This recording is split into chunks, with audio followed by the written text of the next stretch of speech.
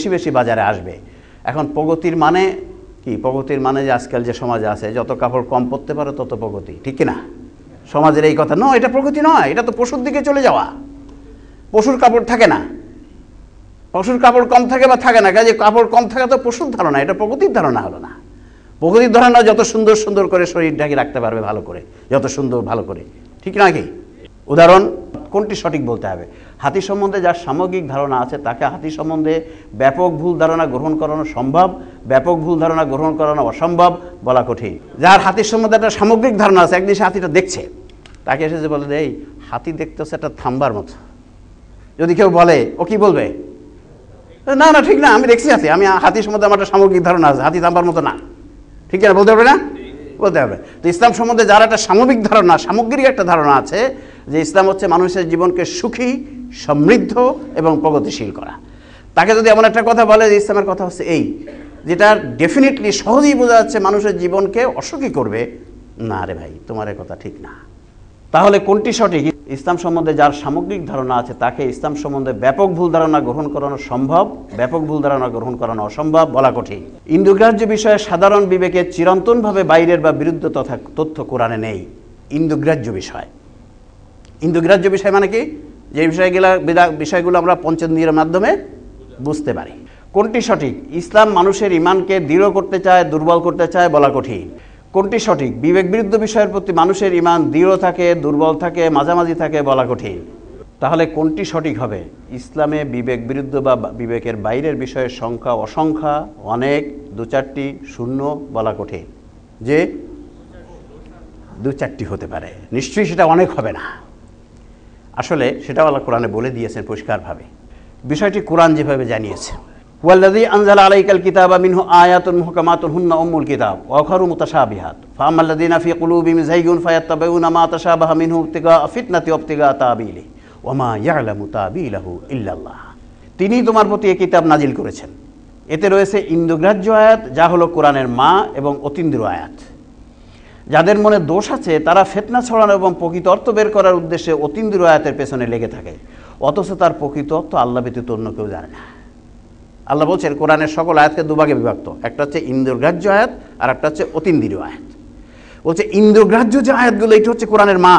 কোরআনের মা মানে হচ্ছে কি? কোরআনের আসল আয়াত, ইন্দ্রগ্রাহ্য যে আয়াত। আর আছে অতীন্দ্রিয় আয়াত। এরপরে বলছেন যাদের মনে দোষ আছে তারা ফিতনা ছড়ানো মানে ভুল বুঝাবুঝি ছড়ানো, অকল্যাণ করার জন্যে, প্রকৃত অর্থ বের করার জন্য অতীন্দ্রিয় আয়াতের পেছনে লেগে থাকে। ওই মুতাশাবিহাত আয়াত যেটা অতীন্দ্রিয় বিষয় নিয়ে আলোচনা হয়, ধরেন যেমন জিবরাইল আলাইহিস সালাম, ফেরেশতা, তারপরে সিদরাতুল মুনতাহা, আল্লাহর আরশ, বেহেশত, দোজখ, এই বিষয়গুলো তো আমরা নিজে চোখে দেখি নাই, আস্বাদ করি নাই, এটা হচ্ছে অতীন্দ্রিয় বিষয়। বলছে এই বিষয়গুলো নিয়ে লেগে যারা থাকে, ওর ব্যাখ্যা লিখতে যায়, এরা ফিতনা সৃষ্টির উদ্দেশ্যে করতে যায়, অথচ তার প্রকৃত অর্থ আল্লাহ ব্যতীত অন্য কেউ জানে না। এই অতীন্দ্রিয় বিষয়ের প্রকৃত অর্থ আল্লাহ ছাড়া কেউ জানে না। তাহলে আল্লাহ বললেন ইন্দ্রগ্রাহ্য আয়াত আর অতীন্দ্রিয় আয়াত। বলছে অতীন্দ্রিয় আয়াতের প্রকৃত অর্থ তোমরা কেউ বুঝতে পারবে না। তাহলে ইন্দ্রগ্রাহ্য আয়াতের ব্যাপারে কি বলা হলো? যে এর প্রকৃত অর্থ তোমরা সবাই জানতে পারবা। যেমন দুটো খাবার, একটা খাবার এই, একটা খাবার এই। একজন বললো এই খাবারটা খাওয়া যাইবে না, তাহলে এই খাবারটার কথা কি বললো? এটা খাওয়া যাবে। আল্লাহ বললো দুই ধরনের আয়াত আছে, অতীন্দ্রিয় আয়াত, ইন্দ্রগ্রাহ্য আয়াত, অতীন্দ্রিয় আয়াত। বললো অতীন্দ্রিয়টার অর্থ, প্রকৃত অর্থ তোমরা বুঝতে পারবে না, তার মানে এইটার প্রকৃত অর্থ তোমরা সবাই বুঝতে পারবা। তাহলে এখান থেকে আল্লাহ বলে দিলেন পরোক্ষভাবে যে ইন্দ্রগ্রাহ্য বিষয়ে মানুষের বিবেকে চিরন্তনভাবে বাইরে কোনো কথা নাই। দুই একটি বিষয় হয়তো আপাত জ্ঞানে বুঝতে পারছি না, কিন্তু 5 বছর, 10 বছর, 15 বছর, 100 বছর পরে বোঝা যাবে। ইন্দ্রগ্রাহ্য বিষয়ের ভুল তরজমা তাফসীর যাচাই না করে কোনো পাঠক গ্রহণ করবে না। সে যদি দেখে যে একটা ইন্দ্রগ্রাহ্য বিষয়ে একটা তরজমা যেটা তার বিবেকে বাদ মনে হচ্ছে না, কথাটা ঠিক না, সে তখন সতর্ক হবে। সে বলবে না, আমি এত সহজ এটা মানতে রাজি নই। ব্যক্তি, পাঠক বা মানব সভ্যতার অকল্পনীয় ক্ষতি থেকে বেঁচে যাবে। আমরা যদি একটা উদাহরণ দেখি, সঠিক না ভুল, অজু, পড়া, স্পর্শ করা এবং কোরআন সবগুলো ইন্দ্রগ্রাহ্য বিষয়। অজু করা একটা ইন্দ্রগ্রাহ্য বিষয় না? পড়াটা ইন্দ্রগ্রাহ্য বিষয় না? স্পর্শ করাটা ইন্দ্রগ্রাহ্য বিষয় নয়? কোরআন কি ইন্দ্রগ্রাহ্য বিষয় নয়? সব ইন্দ্রগ্রাহ্য বিষয়। আমরা সবসময় দেখছি, পড়ছি, স্পর্শ করছি, ইন্দ্রগ্রাহ্য বিষয়।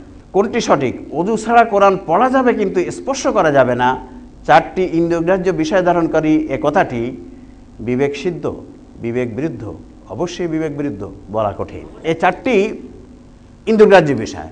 এখন এই চারটি দিয়ে একটা কথা যদি এরকম হয় যে অজু ছাড়া কোরআন পড়া যাবে কিন্তু স্পর্শ করা যাবে না, এটা কি বিবেক সিদ্ধ না বিবেকের বাইরে? অবশ্যই বিবেকের। পড়া যাবে কিন্তু ছোঁয়া যাবে না, এবার কেমন কথা? পড়া কাজটা অনেক গুরুত্বপূর্ণ, আর ছোঁয়া কাজটা সেই তুলনায় তো তেমন গুরুত্বপূর্ণ বিষয়ই না। তো পড়তে পারবেন কিন্তু ছুঁইতে পারবেন না, এই কেমন কথা? এই কথাটা সমতুল্য কথা কি, আপনি একজন মানুষকে খুন করতে পারবেন কিন্তু নোকের আঁচল দিতে পারবেন না, তাই নয় কি? সেরকম কথা না? সেরকম কথা। কাজে একজন মানুষ এরকম কথা শুনলেই বল না, এ তো হইতে পারে না, পড়া যাবে কিন্তু ছোঁয়া যাবে না, এবার কেমন কথা? তাহলে কোনটি সঠিক? অজু ছাড়া কোরআন পড়া যাবে কিন্তু স্পর্শ করা যাবে না, চারটি ইন্দ্রগ্রাহ্য বিষয় ধারণ করে এ তথ্যটি কোরআন তথা ইসলাম সিদ্ধ কথা, কোরআন তথা ইসলাম সিদ্ধ কথা নয়, কোরআন তথা ইসলাম সিদ্ধ তথ্য হতেও পারে, বলা কঠিন। এটা তথ্য নয়, তাহলে পড়া যাবে কিন্তু ছোঁয়া যাবে না অজু ছাড়া কোরআন, এটা ইসলামের কথা না। একজন যার বিবেক একটু খাটালেই বল না, এটা ইসলামের কথা নয়। সঠিক কথাটা কি? তখন সে খুঁজলেই পেয়ে যাবে। কোরআনে প্রত্যক্ষ বা পরোক্ষ পরস্পর বিরোধী বক্তব্য নেই, এটা আমাদের সবাইকে সবসময় মনে রাখতে হবে। প্রত্যক্ষ বা পরোক্ষ পরস্পর বিরোধী কোনো কথা কোরআনে নাই। পরস্পর বিরোধী কথা সেই বলেন যিনি দুষ্টু, যিনি ভুলে যান, যার জ্ঞানের অভাব আছে, সবকটি সত্য, বলা কঠিন। সবকটি সত্য। পরস্পর বিরোধী কথা বলবে ওই ব্যক্তি যে দুষ্ট, ভুলে যায় বা যার জ্ঞানের অভাব আছে। তাহলে কোনটি সঠিক? আল কোরআনের পরস্পর বিরোধী কথা আছে, নেই, থাকতেও পারে, অবশ্যই নেই, বলা কঠিন। অবশ্যই নেই। আল্লাহ নাউজুবিল্লাহ দুষ্টু সত্তা নয়, আল্লাহ নাউজুবিল্লাহ ভুলে যান না, আল্লাহর জ্ঞানের কোনো অভাব নেই, ঠিক না? কাজেই কোরআনে পরস্পর বিরোধী কথা অবশ্যই থাকবে না। ডাইরেক্ট আর ইনডাইরেক্ট, প্রত্যক্ষ পরোক্ষ পরস্পর বিরোধী কথা থাকতেই পারে না, এ বিষয়ে কোরআনের বক্তব্য। ওয়ালাউ কানা ইনদা গায়রিল্লাহ লাওয়াজাদু ফীহি ইখতিলাফান কাসীরা। কোরআন যদি আল্লাহ ব্যতীত অন্য কোনো সত্তার নিকট থেকে আসতো তবে এতে অনেক পরস্পর বিরোধী বক্তব্য পাওয়া যেত। অর্থাৎ আল কোরআনে প্রত্যক্ষ বা পরোক্ষভাবে পরস্পর বিরোধী কোনো বক্তব্য বা তথ্য নেই, পরিষ্কার কথা। আল্লাহ আবার বলছেন ওয়া ইন্নাল্লাযীনা ইখতালাফু ফিল কিতাবি লাফি শিকাকিন বাঈদ। আর যারা কোরআনের মধ্যে বৈষম্য অর্থাৎ পরস্পর বিরোধিতা আবিষ্কার করেছে তারা নিশ্চয়ই ঝগড়ার বশবর্তী হয়ে প্রকৃত সত্য হতে অনেক দূরে সরে গেছে। ঝগড়ার বশবর্তী হয়ে গেছে, আর বলছি এটা তো বলছি, আগে বলি বলছি, এখন আবার কি করি, চলুক না। পরস্পর বিরোধী তরজমা বা তাফসীর সামনে আসলে পাঠক সঠিকটি শনাক্ত করার চেষ্টা করবে এবং পেয়েও যাবে। অনিচ্ছাকৃত বা ইচ্ছাকৃত ভুল তরজমা তাফসীর শনাক্ত হয়ে যাবে এবং তা সমাজে ছড়াতে পারবে না। আমরা যদি একটা উদাহরণ দেখি, সঠিক না ভুল বলবো আমরা, কোরআন অনুযায়ী কোরআনের জ্ঞান অর্জন করা সকল মুসলিমের চেয়ে সবচেয়ে বড় ফরজ। কোরআন অনুযায়ী কোরআনের জ্ঞান অর্জন করা সকল মুসলিমের জন্য সবচেয়ে বড় ফরজ, এটা সঠিক, আমরা অলরেডি এটা জেনে ফেলেছি। কোনটি সঠিক? কোরআন অনুযায়ী কোরআনের জ্ঞান অর্জন করা সকল মুসলিমের সবচেয়ে বড় ফরজ এবং অর্থ ছাড়া কোরআন পড়লে প্রতি অক্ষরে 10 নেকি তথ্য দুটি পরস্পর সম্পূরক, পরস্পর বিরোধী, বলা কঠিন। একদিক হচ্ছে কোরআনের জ্ঞান অর্জন করা সকল মুসলিমের চেয়ে সবচেয়ে বড় ফরজ, আর একটা তথ্য হচ্ছে অর্থ ছাড়া কোরআন পড়লে প্রতি অক্ষরে 10 নেকি। এ কথা দুটো পরস্পর বিরোধী। অর্থ ছাড়া কোরআন পড়লে সে কোরআনের জ্ঞান অর্জন করবে কেমনে? তাহলে একদিকে বলা হচ্ছে কোরআনের জ্ঞান অর্জন করা সবচেয়ে বড় ফরজ, আর একদিকে যদি বলা হয় কোরআন না বুঝে পড়লে প্রতি অক্ষরে 10 নেকি, তাহলে এটা পরস্পর বিরোধী হয়ে গেল, ও তো জ্ঞান অর্জন হলো না। তাহলে কোনটি সঠিক? ইচ্ছাকৃতভাবে অর্থ ছাড়া কোরআন পড়লে প্রতি অক্ষরে 10 নেকি তথ্যটি কোরআন তথা ইসলাম সিদ্ধ তথ্য, কোরআন তথা ইসলাম বিরুদ্ধ তথ্য, কোরআন তথা ইসলাম সিদ্ধ তথ্য হতেও পারে, বলা কঠিন। কোরআন তথা ইসলাম বিরুদ্ধ তথ্য, অর্থ ছাড়া কোরআন পড়া 10 নেকি, হায়, এই তথ্য চালু করে দিয়ে কোটি কোটি মুসলমান পৃথিবীতে না বুঝে কোরআন পড়িয়ে যাচ্ছে, খতমের পর খতম দিয়েই যাচ্ছে, খতমের প্রতিযোগিতা চলছে, ঠিক না? খতমের প্রতিযোগিতা চলছে না? প্রতিযোগিতা, কত কুইকলি খতম দিতে পারো, যত কুইক তত সব। অসৎ লোক তৈরি হওয়াকে প্রত্যক্ষ বা পরোক্ষভাবে উৎসাহিত করার ন্যায় বক্তব্য কোরআনে নেই। এ তথ্যটা যদি আমাদের জানা থাকে আমরা দেখব তার কি করলাম। কোনটি সঠিক?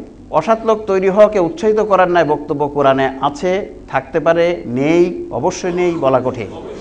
আমরা চোখ বন্ধ করে বলে দিচ্ছি অবশ্যই নেই। অসৎ লোক তৈরি হতে পারে, এটা হতে পারে না, এমন তথ্য কোরআনের তথ্য হতে পারে না, সুন্নাহর তথ্য হতে পারে না। ইন্নাস সালাতা তানহা আনিল ফাহশাইল মুনকার, নিশ্চয়ই নামাজ ব্যক্তি এবং সমাজ জীবন থেকে অশ্লীল ও অন্যায় কাজ দূর করে। তাহলে দেখা যাচ্ছে অসৎ লোক দূর করে, মানে সৎ লোক তৈরি করে নামাজ, সালাত, ঠিক না? আবার কোরআন বলছে ইয়া আল্লাযীনা আমানু কুতিবা আলাইকুমুস সিয়ামু কামা কুতিবা আলাল লাযীনা মিন ক্বাবলিকুম লাআল্লাকুম তাত্তাকুন। হে মুমিনগণ, তোমাদের জন্য রোজা ফরজ করা হয়েছে যেমন তা ফরজ করা হয়েছিল তোমাদের পরবর্তীদের জন্য, যাতে তোমরা তাকওয়া অর্জন করতে পারো। তাকওয়া অর্জন করতে পারো মানে যাতে তোমরা সৎলোক হতে পারো, ঠিক কিনা? কি ধরনের সৎলোক? যে পেটে ক্ষুধা থাকলেও, যৌন ক্ষুধা থাকলেও আল্লাহ যা নিষেধ করেছে তা করবে না, ঠিক কিনা? রোজা এইরকম ধরনের সৎলোক বানাতে চায়। তাহলে অসৎলোক বানানোর কোনো কথা আসতেই পারে না, ইসলাম বলতেই পারে না, কোরআন বলতেই পারে না। লা ইয়ানালাল্লাহু লুহুমুহা ওয়ালা দিমাউহা ওয়ালাকিন ইয়ানালুহুত তাকওয়া মিনকুম। ওদের অর্থাৎ কুরবানির পশুর গোশত ও রক্ত আল্লাহর নিকট পৌঁছায় না, কিন্তু তোমাদের তাকওয়া তার নিকট পৌঁছায়। অর্থাৎ কুরবানির মাধ্যমে আমাদেরকে ভালো মানুষ, সৎ মানুষ আল্লাহ তৈরি করতে চায়। মুত্তাকি মানুষ মানে সৎ মানুষ। কী ধরনের সৎ মানুষ? যে জীবন গেলেও সে অন্যায় কাজ করবে না, ঠিক কিনা?